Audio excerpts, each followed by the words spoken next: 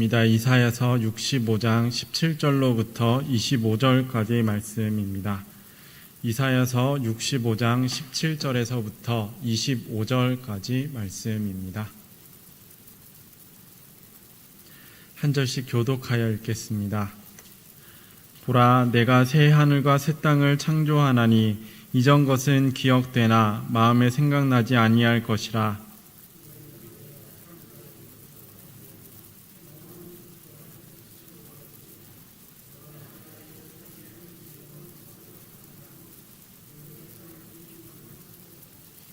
내가 예루살렘을 즐거워하며 나의 백성을 기뻐하리니 우는 소리와 부르짖는 소리가 그 가운데에서 다시는 들리지 아니할 것이며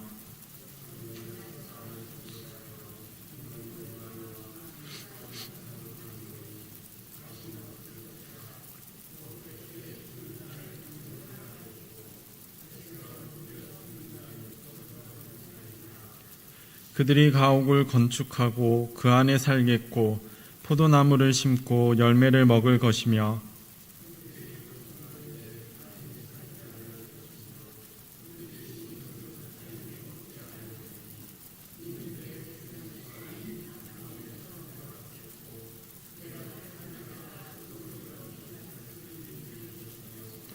그들의 수고가 헛되지 않겠고 그들이 생산한 것이 재난을 당하지 아니하리니 그들은 여호와의 복된 자의 자손이요 그들의 후손도 그들과 같을 것임이라.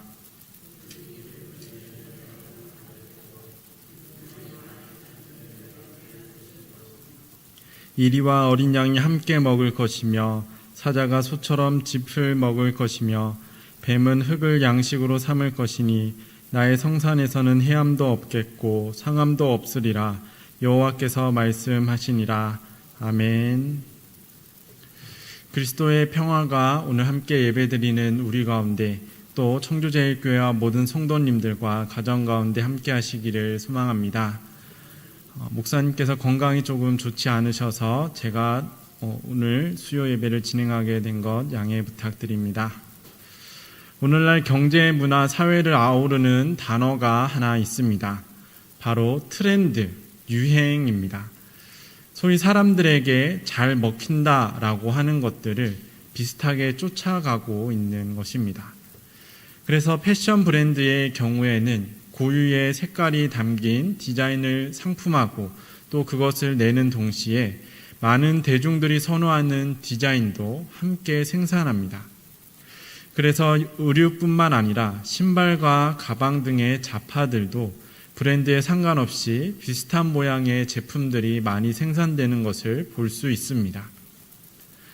이러한 유행과 관련하여서 우리나라가 가지고 있는 큰 특징 가운데 하나는 빠른 변화입니다. 유행이 금세 바뀐다는 것입니다. 금방 새로운 것을 찾는 것입니다. 유행을 타고 판매가 급증했던 제품들도 오래 지나지 않아서 시들해지고 다른 제품들로 금방 대체됩니다.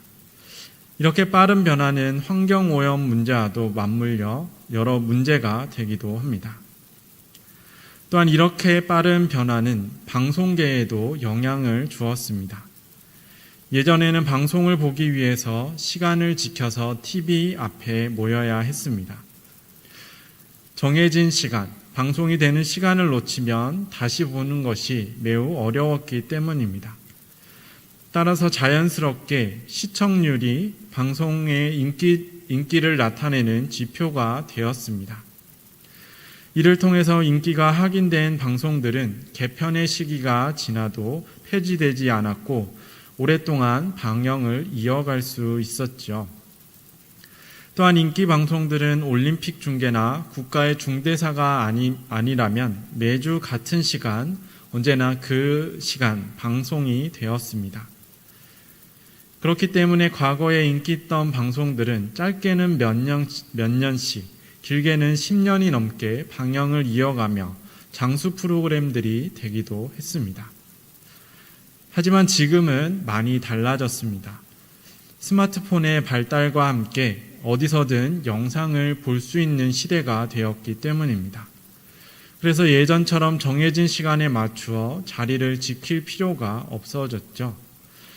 스마트폰이 아니더라도 인터넷 TV의 발달을 통해서 여러 채널로 재방송을 쉽게 볼 수 있습니다. 또 스마트폰을 이용하면 보고 싶은 방송을 처음부터 끝까지 보지 않고 원하는 만큼 혹은 시간이 될 때마다 조금씩 나누어서 이어볼 수도 있습니다. 따라서 이제는 더 이상 방송 프로그램의 영향력을 시청률로 평가할 수는 없게 되었습니다. 그렇지만 오히려 시청률보다 빠르게 반응을 확인할 수 있습니다. 이 역시도 스마트폰과 인터넷이 발달했기 때문입니다. 요즘에는 방송이 나가는 중에도 실시간으로 올라오는 글들을 통해서 그 방송에 대한 반응들을 살펴볼 수 있습니다. 이는 곧 방송의 소비 자체도 빨라졌다는 것입니다. 그래서 예전처럼 오랫동안 한 가지 컨텐츠로 방송을 이어가는 것이 매우 어려운 때가 되었습니다. 이런 가운데 새롭게 등장한 경향이 시즌제입니다. 일정한 기간을 정하여서 시작과 끝맺음을 반복하는 것입니다. 이를 통해 같은 내용으로 구성된 방송도 또 같은 등장인물이 나오는 방송임에도 불구하고 매번 새로운 것처럼 느껴지도록 그 방법을 전환한 것입니다. 방송 프로그램들을 직접 언급할 수는 없지만 K사에 방영되는 음악 토크 프로그램이나 M사에 방영되는 여행 프로그램 등이 이러한 시즌제의 대표적인 예입니다.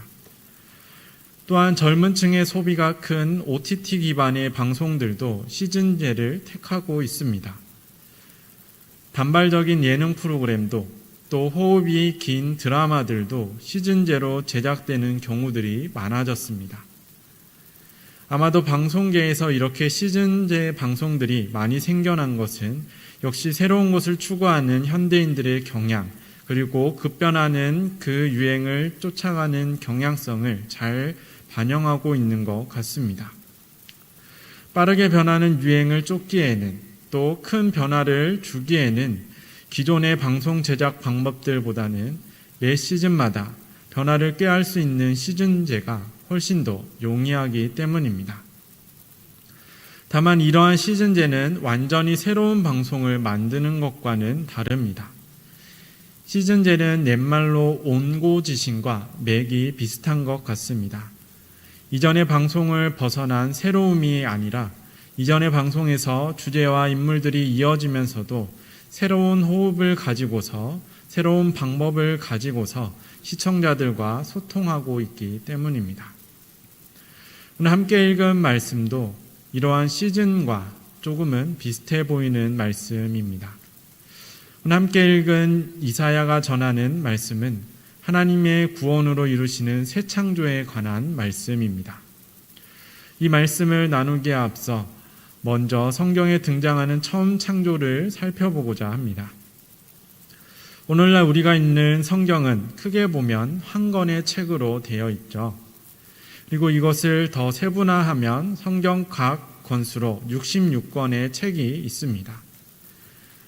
이번에 더 찾아보니 장으로는 1189장이 되고 절로 나누면 31,102절로 나누어지게 된다고 합니다. 그래서 하루에 한 장씩 성경을 읽으면 약 3년의 기간이 걸린다고 합니다. 어쨌든 이러한 성경에 한 권으로 이루어진 성경의 시작은 창세기입니다. 하나님께서 세상을 지으신 말씀으로 시작을 합니다. 하나님께서 어떻게 세상을 지으셨는지 전하고 우리의 삶 그리고 우리가 살아가고 있는 세상과 하나님의 관계에 대해 가르쳐 줍니다. 아마도 창세기의 이 말씀은 매년마다 기독교인들이 가장 많이 읽는 말씀일 것입니다. 창세기가 좋아서 많이 읽는 사람들도 있겠지만 우리가 매년 새해를 시작하며 많은 분들이 통독을 시작하게 되죠. 그렇게 통독을 시작하여서 끝까지 마치지 못하는 경우는 많이 있지만 그럴 때면 언제나 새해마다 다시 통독을 시작하게 됩니다. 그래서 매년 창세기를 가장 많이 읽게 되는 것이죠. 그렇기 때문에 모두가 창세기의 1절 말씀, 1장 1절 말씀을 잘 알고 있을 것입니다. 혹시 다들 외우고 계신가요? 네. 태초에 하나님이 천지를 창조하셨다. 아마도 짧기 때문에 더욱더 잘 기억하고 있을 말씀입니다. 하나님께서 지으신 세계는 모든 면에서 새로웠습니다. 하나님께서 지으신 세계는 모든 것이 자리를 찾지 못했던 혼돈 가운데 제자리를 찾도록 질서가 세워진 세계였습니다. 또한 그 어떤 의미도 없던 곳에 빛의 활기와 밤의 평안을 지으신 세계였습니다. 그렇게 지어진 세계는 하나님께서 지으신 생명들로 가득하였고 하나님께서 보시기에 참 좋은 세계가 되었습니다. 그리고 하나님께서는 그러한 세상에 인간을 지으고 세우셨습니다. 그 목적 가운데 하나는 하나님의 뜻을 따라서 창조 세계를 보존하는 일이었습니다. 창조 세계라는 표현은 우리가 지켜야 하는 것을 보다 구체적으로 알려주는 표현입니다. 곧 우리는 하나님께서 뜻을 담아 지으신 이 세상을 하나님의 뜻에 따라 지켜야 한다는 것입니다. 하나님께서는 인간을 지으시며 자신과 같은 마음과 생각을 가지고서 맡기신 세상을 잘 살리고 가꾸는 자들이 되기를 바라셨습니다. 하지만 안타깝게도 성경을 읽어보면 이러한 하나님의 바람과는 반대로 흘러갔던 우리의 인간의 역사를 보여줍니다. 하나님께서 만드신 질서는 이를 지키도록 세우신 사람에 의해서 파괴되었습니다. 그리고 그 역사 가운데서 사람들은 하나님께서 지으신 세상이 가진 의미와 그 세상에 그들을 세우신 의미도 잊게 됩니다. 이러한 망각은 죄에 대한 무감각으로 이어졌습니다. 결국 사람들은 더 많은 것을 가지기 위해 이웃의 것을 빼앗기 시작했습니다. 이 빼앗는 것에는 재물만 국한되어 있는 것은 아니었습니다. 우리 최초의 살인으로 알려진 가인이 아벨을 죽이게 된 사건이 있습니다. 가인이 자신의 동생이었던 아벨을 죽인 이유는 아벨의 재물이 탐났기 때문이 아니었습니다. 하나님께서 아벨의 제사만을 받으셨다라고 생각했기 때문입니다. 따라서 가인은 아벨이 없다면 하나님께서 자신의 제사를 받으시리라 생각했던 것입니다. 이처럼 사람들은 보다 좋은 것을 차지하고 보다 많은 것을 탐하며 하나님의 질서를 무너뜨리고 하나님께서 지으신 생명을 해쳤습니다. 이러한 죄에 대하여 하나님께서는 심판을 경고하셨습니다. 사실 하나님의 심판의 경고는 심판으로 가지 않도록 하기 위한 안내였습니다. 무엇을 어떻게 돌이켜야 하는지 깨닫도록 알려주신 것입니다. 너희가 이러이러한 죄로 심판을 받게 된다라고 말씀하신 것은 이러이러한 죄를 짓지 않고 또 회개하고 돌아오라는 말씀이었습니다. 하지만 사람들은 그러한 하나님의 말씀에도 불구하고 죄의 심각성을 쉽사리 깨닫지 못했습니다. 그래서 하나님께서는 땅 위에 큰 물을 내려 죄를 벌했고 이방 민족을 일으켜 큰 힘으로 심판을 했습니다. 사람들은 이러한 심판을 겪고 난 뒤에서야 앞서 주셨던 말씀들을 이해하고 회개하며 잘못을 돌이켰습니다. 하지만 그 역시도 그때뿐이었습니다. 사람들은 금세 이를 잊고 다시 하나님께서 창조하신 질서를 무너뜨리고 혼돈을 향해 나아갔습니다. 이러한 모습은 오늘날에도 계속 이어지는 것 같습니다. 언뜻 보기에는 모든 것들이 질서가 잡힌 것 같아도 그 내면을 자세히 들여다보면 그렇지 못한 경우들이 너무나 많이 있습니다. 우리 후손들을 위해서 자연을 지켜야 한다라는 사실은 어느 누구도 이견이 없을 것입니다. 많은 기업들과 사회단체들도 이 일을 위하여서 부단히 노력하고 있습니다. 저희 교회 역시도 그 일에 동참하고 있죠. 그런데 일각에서는 우리에게 좋은 환경으로 가꾼다는 목적을 앞세워 지속적으로 자연을 망가뜨리고 있습니다. 실제로는 환경보다는 여러 가지 이권이 얽혀 있기에 자신들의 실리를 추구하기 위하여서 그럴듯하게 포장한 말들이기에 더욱더 큰 실망을 안겨주고 있습니다. 또한 경제를 살린다는 이유로 가난한 자나 사회적인 약자들을 더 압박하는 모습을 보게 됩니다. 1988년에 법의 허점에 대하여서 한 범죄자가 외쳤던 유명한 말이 있죠. 유전무죄, 무전유죄입니다. 그 당시에 있었던 그런 법의 허점에 대하여서 범죄자가 호소했던 말입니다. 그 이후에 많은 것들이 개선되었다고는 하지만 지금도 여전히 이 말이 유효한 현실을 보는 것은 무척이나 안타깝기만 합니다. 질서가 있는 것 같지만 여전히 질서가 깨어진 채로 살아가고 있는 것이 우리의 현실입니다. 일반적으로 생명이 있는 개체들은 생존을 지향하여 살아가고 진화합니다. 얼마 전에 재밌게 본 글 가운데 뇌에 관한 글이 있었습니다. 이 뇌는 자율적으로 움직이며 생명 활동에 필요한 우선순위를 매기게 된다고 합니다. 그래서 에너지원이 부족한 경우에 하순위의 기관부터 도태시킨다고 합니다. 그 1순위가 근육입니다. 그래서 운동을 하지 않고 영양분을 충분히 섭취하지 않거나 충분히 쉬어주지 않으면 우리 몸에서 큰 근육부터 서서히 줄어들게 된다고 합니다. 그래서 몸을 방치하여 두면 점점 나이가 들수록 우리 팔이나 허벅지의 근육이 빠지는 것이 이러한 이유 때문이라고 하죠. 그 대신에 에너지가 부족해질 경우를 대비하여서 비상시에 사용할 수 있는 에너지를 축적하게 됩니다. 특히 식습관이 불균형한 사람들, 시간을 지키지 못하는 사람들의 경우 이렇게 몸이 변한다고 합니다. 이 비상시에 사용할 수 있는 에너지는 지방입니다. 우리가 살이라고 하죠. 이 지방을 축적해서 혹시 제때 식사를 하지 못해도 에너지를 공급할 수 있도록 점점 몸이 불어난다고 합니다. 말 그대로 생존 본능을 따라서 진화하여 온 것입니다. 하지만 우리가 살아가는 현실은 그렇지 않은 것 같습니다. 자신 외의 것을 빼앗고 희생시키는 일이 당연시 되어 있는 사회에 우리는 살아가고 있습니다. 이는 사람에 대해서도 그러하고 자연에 대해서도 마찬가지입니다. 이러한 경쟁과 착취의 끝은 결국에는 공멸일 수밖에 없습니다.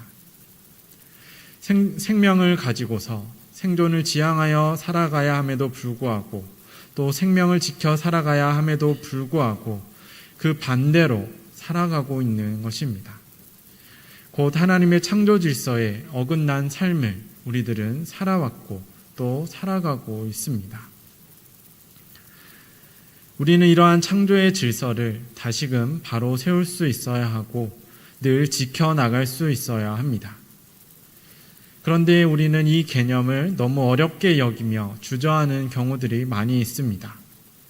오늘 본문 말씀은 그러한 생각을 조금 쉽게 풀어서 알려주고 있습니다. 이사야서 66장은 이사야서 전체에서 후반부에 해당하는 말씀입니다. 이사야서 후반부에 속한 말씀들은 대부분 하나님께서 이루실 구원에 대한 희망의 말씀입니다.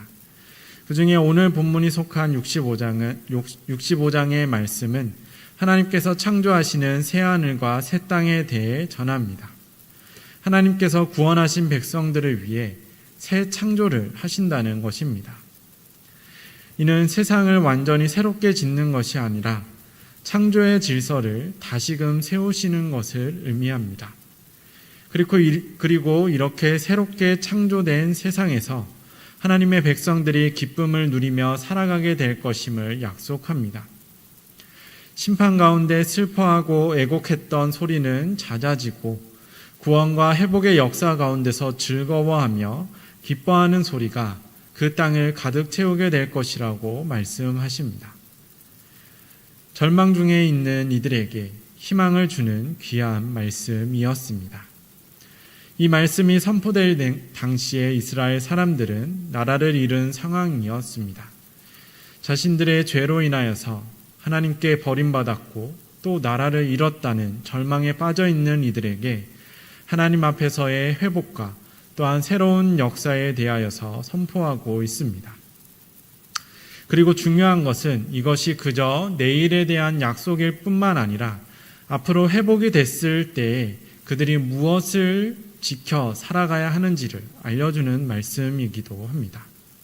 그렇기 때문에 새롭게 질서를 세워 창조하시는 세상을 구체적으로 묘사하여서 알려주고 있습니다. 가장 먼저 볼 수 있는 것은 사람에 대한 말씀입니다. 오늘 본문 20절로부터 이어지는 말씀은 인간 사회에서 이루어지는 평화에 관한 말씀입니다. 20절에서는 생명의 기한을 온전히 누리는 일에 대하여서 전하고 있습니다. 하나님께서 이루시는 새 창조의 세상에서는 어린아이로부터 청년과 또한 어른과 노인에 이르기까지 어떠한 사람도 제 생명을 다하지 못하고 죽는 일이 없을 것이라고 말씀합니다. 곧 모든 사람들이 자신의 때에 맞게 살아가게 된다는 것입니다. 이 모습은 가장 1차원적인 평화, 곧 다툼과 전쟁이 없는 세상을 보여주고 있습니다. 지금도 세계 곳곳에서 우리가 전쟁이 벌어지고 있는 것을 너무나 잘 알고 있습니다. 이미 오랫동안 진행 중인 전쟁도 있고 또 전쟁의 위기 가운데 있는 나라들도 있습니다. 우리나라 역시도 전쟁에 대하여서 엄밀히 따지면 정전이 아닌 휴전 중에 있는 위험 지역입니다. 이러한 전쟁들은 하나님께서 주신 생명을 파괴하는 가장 대표적이고 또한 폭력적인 일입니다. 어린이와 노인들로 대표되는 약자들은 그 전쟁 가운데서 가장 쉽게 생명을 잃는 자들입니다. 또 힘이 있는 젊은 사람들은 전장으로 끌려나가 희생당하게 됩니다. 그렇게 수많은 생명들이 하루아침에 금세 사라지는 것이 전쟁입니다. 하나님께서 지으신 세상을 지으신 질서는 생명을 위한 질서, 생명을 지향하는 질서였습니다. 하나님께서는 새로운 창조를 통해 그 질서를 다시 회복시키실 것이라고 분명하게 알려주신 것입니다. 21절로부터 23절까지의 말씀에서는 자신의 권리를 정당하게 누리는 삶에 대하여서 보여줍니다. 여기서 말씀하시는 내용의 요지는 간단합니다. 자신이 일한 것으로 자신의 필요를 채우고 누리는 삶입니다. 노동의 정당한 가치를 인정받는 세상이라는 뜻입니다. 이는 물질이 아닌 생명이 목적이 될 때 가능합니다. 생명, 곧 사람이 목적이 될 때 우리는 더 많은 것을 쟁취하기 위해 서로의 것을 탐하여 다투거나 다른 존재의 희생을 강요하지 않을 수 있습니다. 하나님의 새 창조의 때에는 사람들 가운데 이러한 생명의 질서가 바로 설 것이라고 말씀하신 것입니다. 사람들은 너무나 많은 것을 탐하고 또 그것을 얻기 위하여서 살아가고 있습니다. 그리고 그 가장 쉬운 방법, 가장 효율적인 방법으로 택하는 것이 나보다 약한 이들, 또 나보다 힘이 없는 이들을 희생시키는 것입니다. 그러한 일들이 다시는 일어나지 않으며 사람들에게 주어진 각자의 권리를 누리는 그런 평화의 삶이 하나님께서 새로 지으신 그 땅 가운데 바로 서게 될 것임을 하나님께서는 분명하게 말씀하셨습니다. 이렇게 하나님께서는 폭력이 없는 평화로부터 사람들이 서로를 존중하며 함께 이루는 평화의 세상을 새롭게 창조하실 것이라고 약속하십니다.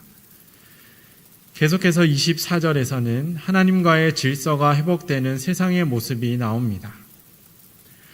우리가 누군가를 깊이 사랑한다면 그 대상이 모든 것을 말하지 않아도 우리는 필요와 그 마음을 헤아릴 수 있습니다. 왜냐하면 그 대상을 우리가 깊이 들여다보고 늘 관심을 가지고 관찰하기 때문입니다. 사람에 대해서도 그러하고 또 함께하는 반려동물들과의 교감도 그러합니다. 우리가 TV나 여러 매체들을 통해서 볼 수 있듯이 이 주인과 교감이 충분히 이루어진 동물들은 정말 눈빛만으로도 서로의 의사를 주고받는 것을 볼 수 있습니다. 사람은 더욱더 깊이 들여다 볼 수도 있죠. 이러한 관계가 하나님과의 관계에 있어서도 마찬가지로 일어나야 한다는 것입니다. 하나님께서는 언제나 우리를 살피신다고 우리는 믿음으로 고백하고 있습니다. 그러한 우리의 고백처럼 우리들도 언제나 하나님을 바라볼 수 있어야 합니다. 그래야 하나님께서 우리를 살피고 계신다는 것이 성경의 말씀 혹은 내가 말로만 하는 고백이 아니라 내 삶에서 진정으로 이루어지고 있음을 깨달을 수 있고 믿음으로 고백할 수 있게 되기 때문입니다. 하나님께서는 우리가 모든 것을 갖추고 우리의 모든 필요를 만족한 뒤에야 하나님을 찾는 것을 바라지 않으십니다. 내가 조금 더 일해서 헌금을 많이 드리는 것, 보다 유명한 사람이 되어 하나님의 이름을 알리는 것을 원하시는 분이 아닙니다. 하나님께서는 지금 이 순간 자신을 바라보기를 가장 원하십니다. 하나님의 새 창조로 이루시는 세상은 하나님의 목적이 우리가 되고 또한 우리의 목적이 하나님이 되는 하나님과 함께하는 그런 세상입니다. 마지막 25절은 자연에 대한 말씀입니다. 여기서는 서로를 상하게 하고 해치는 일이 없이 함께 어울릴 수 있는 모습을 묘사하고 있습니다. 이전에 이런 설교를 들은 적이 있습니다. 우리는 남들보다 조금 손해보며 살아야 합니다. 이 손해는 우리의 것을 덜 갖는 것이 아닙니다. 필요한 만큼만 갖는 것입니다. 교회에서 그린 엑소더스 캠페인을 시작하며 환경에 관한 책들을 조금 읽었습니다. 그 중에 환경보호나 자원순환에 대한 책들이 공통적으로 주장하는 내용들이 있었습니다. 바로 지금과 같은 소비를 줄여야 한다는 것입니다. 이 말은 필요한 것마저 사지 말라는 의미는 아닙니다. 필요한 것을 더욱 충분히 고려하고 현명하게 소비해야 한다는 것입니다. 이것을 통해 쉽게 사는 그 습관을 버려야 한다는 것입니다. 자연을 위해서, 자연을 보호하고 우리의 환경을 지키기 위해서 우리가 고민해야 할 일은 생겨난 쓰레기를 어떻게 잘 활용해야 하는 것인가가 아니라는 말입니다. 우리는 이것을 어떻게 잘 분류하고 어떻게 다시 활용할까를 많이 고민하고 관심을 가지지만 그보다 더 관심을 가져야 하는 것은 쓰레기가 나오지 않도록 어떻게 해야 하는가라는 것입니다. 쓰레기가 나오지 않도록 하기 위하여서 우리가 무분별하게 소비하는 일을 줄여야 한다는 것입니다. 무분별한 소비가 줄어들게 되면 이 물건들을 생산하는 기업들도 그에 맞춰 조정을 하게 되기 때문입니다. 그렇기 때문에 우리가 할 수 있는 가장 기본적인 일은 무분별한 소비를 줄이는 것이다 라고 이 책들이 말했던 것입니다. 이것을 위해서 할 일은 욕심을 버리는 것입니다. 우리는 욕심을 버릴 때 비로소 상대를 바라볼 수 있게 됩니다. 욕심을 버릴 때 정말로 필요한 것, 상대에게 필요한 것을 볼 수 있습니다. 자연에 대한 우리가 소유에 대한 욕심을 버릴 때 자연을 위해 필요한 일, 우리가 해야 할 일들을 볼 수 있게 됩니다. 또 우리가 서로에 대한 욕심, 지나친 기대감을 버리게 될 때 그 사람의 진정한 마음을 헤아릴 수 있습니다. 자녀에 대해서도 그러할 수 있겠죠. 우리의 욕심으로 자녀들을 바라보면 자녀들이 무엇을 원하는지 또 무엇을 말하고 있는지 우리는 쉽게 이해하지 못하는 경우들이 있습니다. 우리의 욕심을 버리는 것, 그만큼 힘이 들지만 상대를 온전히 바라보기 위해 반드시 필요한 과정입니다. 하나님께서 새로 지으신 세상 가운데는 이렇듯 자연을 온전히 바라볼 수 있는, 또한 서로를 온전히 바라볼 수 있는 세상입니다. 나를 위해서 너를 파괴하지 않고 우리를 이루어 상생하는 세상입니다. 사람에 대해서도 자연에 대해서도 마찬가지입니다. 하나님께서는 회복의 때에 새 창조를 이루시고 새롭게 질서를 세우시겠다라고 분명하게 약속하셨습니다. 이 모습이 우리가 지키고 지향하여 살아가야 하는 창조의 질서입니다. 우리가 지켜야 하는 창조의 질서는 길고 복잡하며 어려운 것들이 아닙니다. 내 삶 가운데서 평화를 추구하고 서로의 삶을 존중하고 생명의 가치를 지켜나가는 것, 그것을 위해 내가 할 수 있는 일을 하는 것이 하나님의 창조 질서를 지켜 살아가는 일입니다. 설교를 시작하며 방송 제작가의 유행 중 하나인 시즌제에 대해 말씀을 드렸죠. 어쩌면 우리의 삶도 시즌제와 비슷한 것 같습니다. 어제의 부족함을 반성하여서 오늘 더 발전시켜가고 과거에 좋았던 것들을 잘 간직하여 현재와 미래에 더 성장시켜 나아갈 수 있기 때문입니다. 우리의 신앙도 그러합니다. 하나님의 새 창조는 먼 미래의 일이나 하나님만이 일하여서 만드는 세상은 아닐 것입니다. 또한 하나님이 세운 창조의 질서가 하나님이 세상을 지으신 그 과거의 유물만도 아닙니다. 이는 우리가 함께 해야 하고 세워나가야 하는 것입니다. 우리의 매일이 창조 질서를 바로 세워가는 새로운 시즌들이 되기를 소망합니다. 포기하고 타협하기보다는 반성하고 발전하고 나태하고 교만해지기보다는 간직하여 성장함으로 무너진 하나님의 가치들을 올바로 세워나갈 수 있으면 좋겠습니다. 그렇게 하나님께서 우리를 지으시고 부르시고 또한 보내신 의미를 온전히 이루어 창조의 질서를 함께 지켜 나아가는 우리 모두가 되기를 주님의 이름으로 축원드립니다. 함께 기도드리겠습니다. 사랑의 하나님, 보시기에 선한 세상을 지으시고 우리를 세워주신 은혜에 감사드립니다. 하나님께서는 창조를 통해 그 뜻과 질서를 이 땅 위에 세워주셨습니다. 그리고 그것을 우리에게 지키라고 말씀하셨습니다. 하지만 그것이 인간에 의해 무너지게 되었을 때에도 하나님께서는 여전히 세상과 우리를 포기하지 않으시고 다시 일으켜 주셨습니다. 그리고 그 뜻을 지킬 수 있도록 언제나 우리를 용서하시고 불러주셨습니다. 부르신 뜻을 따라서 창조의 질서를 위해 이제는 우리가 함께 일하게 하옵소서. 우리에게 주어진 자리에 마땅히 지켜야 하는 것들을 지키고 무너진 것들을 바로잡게 하옵소서.